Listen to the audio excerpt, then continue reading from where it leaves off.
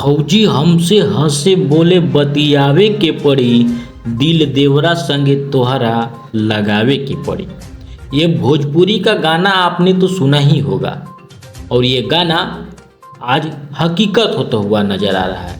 दरअसल आपको बता दें कि सोशल मीडिया के दौर में धड़कते रिश्तों की कहानी अब आम हो चली है, जहां 7 जन्मों के साथ निभाने का वादा 7 साल भी नहीं टिक पा रहा है। रिश्तों की कत्ल की यह कहानी बिहार के पटना जिले के बख्तियारपुर की है। दरअसल बख्तियारपुर थाना की पुलिस को सूचना मिली कि नालंदा और पटना की सीमा पर स्थित धोवा नदी में एक अज्ञात शव पड़ा हुआ है।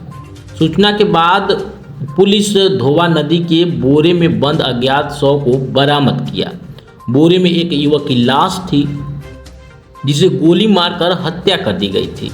पुलिस ने स्थानीय लोगों की मदद से शव की पहचान की। बख्तियारपुर के रवाइश निवासी धीरज कुमार के रूप में उस शव की पहचान की गई।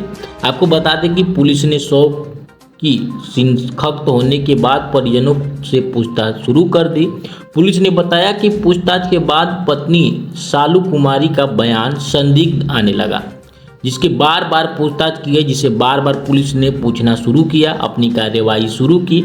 सख्ती से पूछताछ के बाद मृतक की पत्नी सालू ने जो कुछ बताया वह खौफनाक था। पुलिसिया पूछताछ में सालू ने बताया कि वह उसके देवर एक दूसरे के बिना नहीं रह सकते थे, इसीलिए मैंने शुरुआत में ही गाना गाया कि भौजी हमसे बोले हंसे बोले बतियावे के पड़ी, दिल देवरा संगे तोहरा लगावे के पड़ी।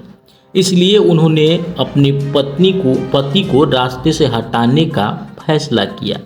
वह पति जो अपनी पत्नी सालू से बेहद प्यार करता था, उसी पति को रोड़ा मारकर सालू ने देवर के चक्कर में प्रेमी देवर संग इश्क रचाया।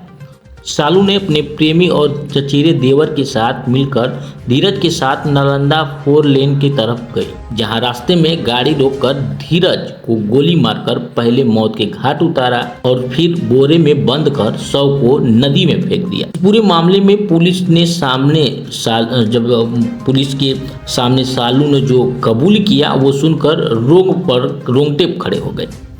दरअसल सालू ने बहुत ही दर्दनाक खतरनाक बातें बोली और कुछ जब मामला सामने आया, जब पुलिस ने पूछताछ शुरू कर दी तो सारा मामला सामने आ गया और उसके साथ साथ पुलिस क्या कुछ कह रही है वो सुनिए। देखिए, दिनांक 7 जुलाई 2025 को बख्तियारपुर के रजौली सड़क मार्ग पर धोबा नदी पुल के पश्चिम दिशा नदी में वहाँ पर एक अज्ञात शव मिला और शव की जब सूचना पर हम लोग तुरंत घटनास्थल पर पहुँचे और वहाँ जब शव की शिनाख्त की गई तो शव बोरे में आधा बंधा हुआ था और शव की पहचान नहीं हो पाई और प्रथम दृष्टया हत्या का मामला प्रतीत हुआ। और कांड की गंभीरता को देखते हुए इस संबंध में वरीय पुलिस अधीक्षक महोदय पटना के अनुश्रवण एवं ग्रामीण पुलिस अधीक्षक महोदय पटना के निर्देशन में मेरे नेतृत्व में एक टीम का गठन किया गया और गठित टीम के द्वारा लगातार इसमें मानवीय और तकनीकी अनुसंधान किया जाने लगा और लगातार अनुसंधान के क्रम में जो युवक था जिसका शव था उसकी पहचान की गई और जो युवक था वो रवाइच बख्तियारपुर का ही रहने वाला था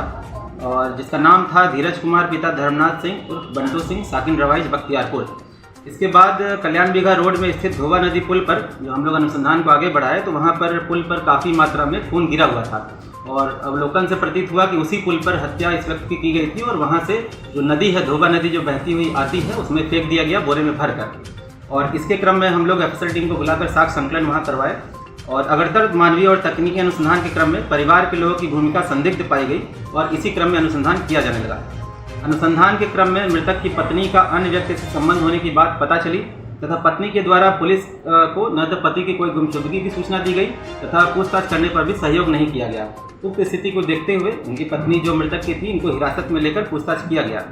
पूछताछ के क्रम में इनके द्वारा अपनी घटना जो पति की हत्या करवाने की घटना को स्वीकार किया गया और इनके द्वारा बताया गया कि हत्या का कारण शादी के बाद इनका जो अवैध संबंध इनके चचेरे जो भाई थे जो मृतक के उनसे हो गया था और इसी क्रम में जो इनके पति थे उनका पैसा हड़पना उद्देश्य था क्योंकि इस बीच वो काफ़ी ज़मीन भी बेच रहे थे और ज़मीन बेचकर कुछ पैसा भी लाए थे। तो जिससे अवैध संबंध था इन लोगों ने योजना बनाया कि इसका पैसा भी हड़प लेते हैं और पैसा हड़पने के बाद जब इसको हम लोग मरवा देंगे तो उसके बाद आपस में हम लोग शादी कर लेंगे।